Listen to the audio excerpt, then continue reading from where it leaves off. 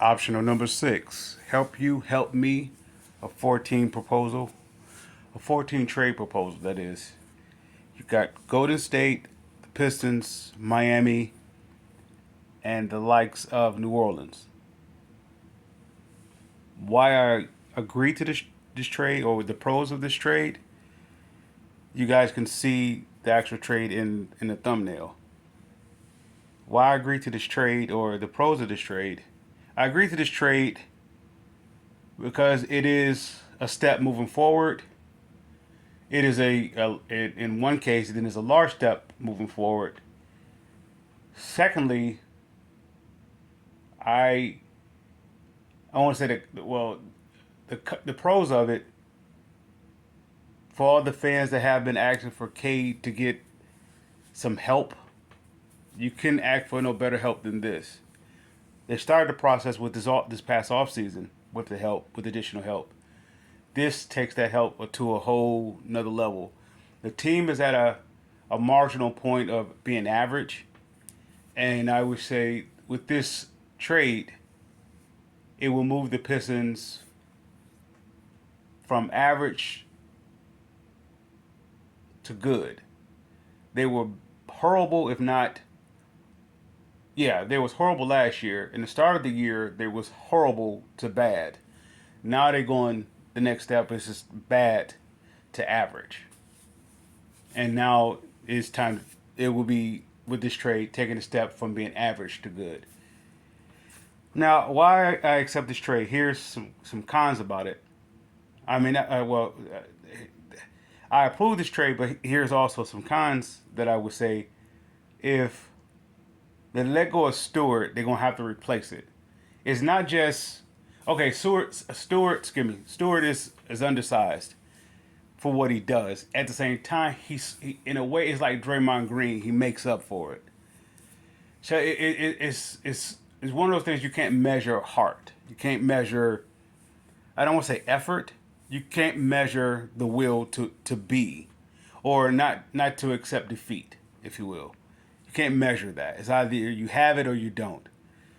And for the most part, I want to say the Pistons team as an organization up to this point didn't have it. Even with outside of the going to work crew, the only one that I can see in the recent years that has had this type of never accept defeat mentality, I want to say has been Stewart. Stewart is the lone wolf, and he has been holding it down since day one that he became a Pistons. So to see him move on, that's rough, man. That is rough. Yet I do understand it. It is part of it. It put me in the mind of when the Pistons let go of, John Barry, Chucky Atkins, Cliff Robinson, and eventually Corliss Williamson.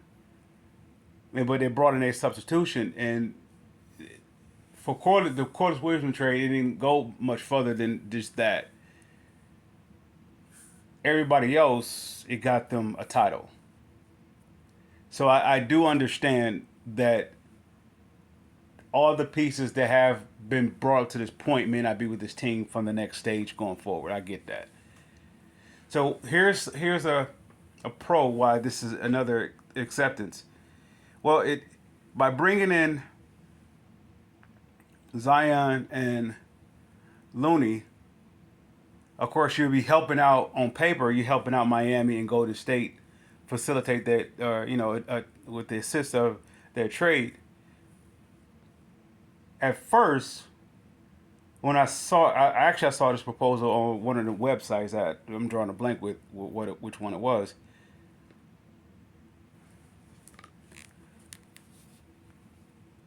When I first initially saw the trade, I was totally against it.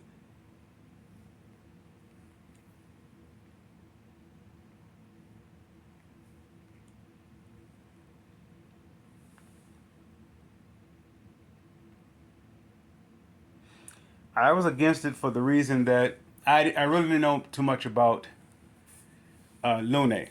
Looney, forgive me. I didn't know much about him. But then I saw an interview of Draymond speaking about him, and it I admit it sold me.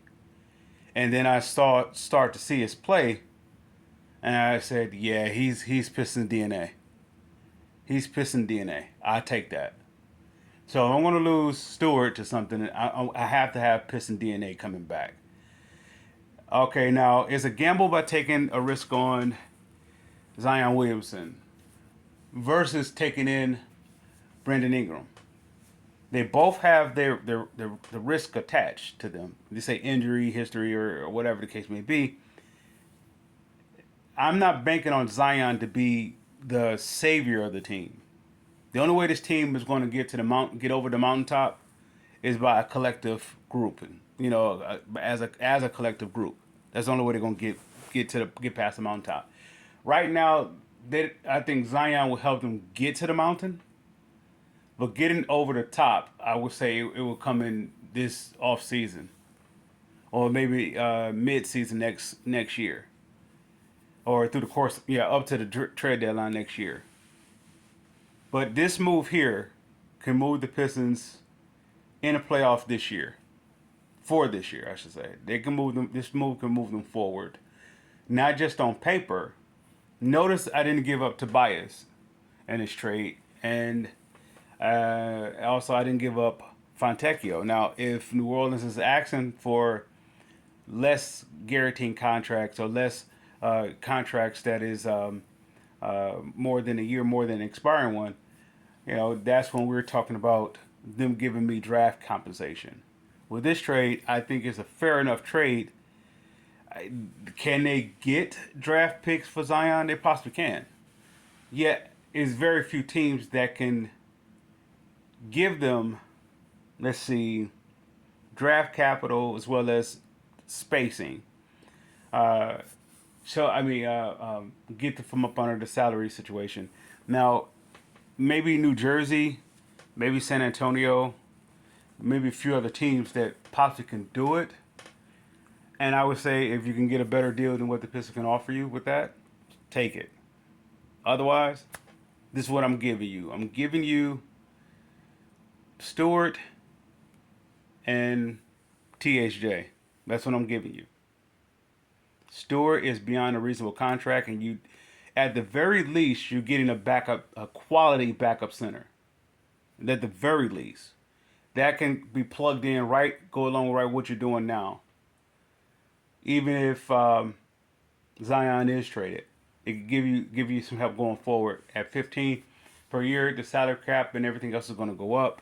You don't have to worry about that. At the very least, you're getting a very a quality defensive minded reserve big man at the very least. So, and also you're getting an expiring contract with THJ. So you can, if they were to do it now before the deadline, they can move it possibly before the deadline.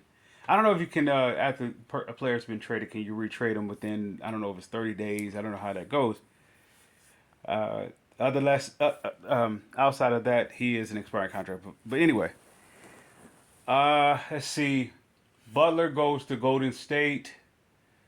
Let's see. Gary Payton II, Kyle Anderson, Andrew Wiggins, and I'm missing someone, is going to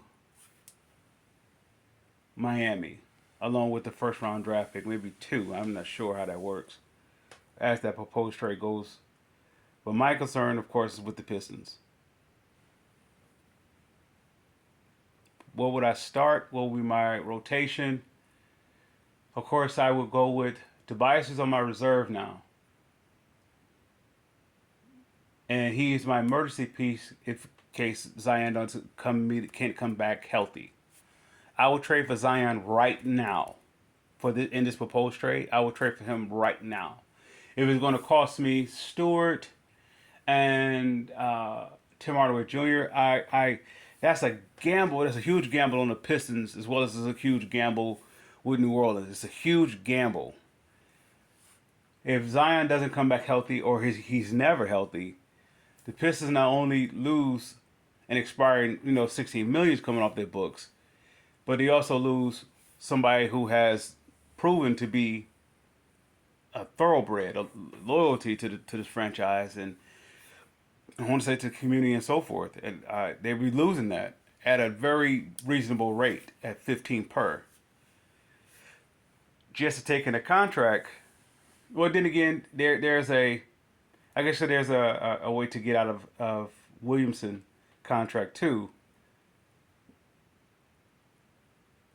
Is that I believe that if you don't reach the 60 game mark, the second year of his contract is waived. If it's not guaranteed, not waived. It could be waived. It's not fully guaranteed. Either which way I go, I would take the risk. My starting five would be, oh wow, If I can go either way, I can go Derwin and Zion, or I can go Looney and Zion. I want to say Looney if they're going up against Embiid, Jokic, Karl Anthony Towns, Holford, or any legitimate big center. I would like Looney to go up against that. And where this is where Derwin could come in and capitalize off of them. Along with, it would be Looney, Reed, Looney, Zion, Asar, Ivy, and Cade. I still have Beasley, Fontecchio, Holland,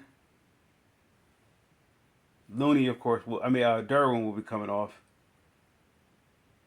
And I'm sure Paul Reed. I'm missing someone else. Sasser. Yeah, because CSJ is gone. And that will be it. And that will get me into the playoffs this year. If I'm at the 10th seed now, I'm guaranteed that will get me to the 8th seed. I'm with that lineup, of course, even if Zion gets hurt, or doesn't fully come back. Even if Zion is unavailable, that will get that team on paper, of course. And the way this team is building now, and you adding those two to it, they say Zion is not healthy, but adding Looney to this team now is productive. This team has won 2 games without Stewart. I can imagine if Looney is healthy and he's coming back, he's going to be that much more of a veteran presence, even though he's just about as young as the rest of these guys. Yeah. I like it. I would start Looney over Duran, just so Duran won't get into foul trouble. It depends on the matchup. I'll go that way. Any which way I go, I think I come out. At very least, I come out the 8th seed, if not the 7th seed of the East. Pistons fans, I salute.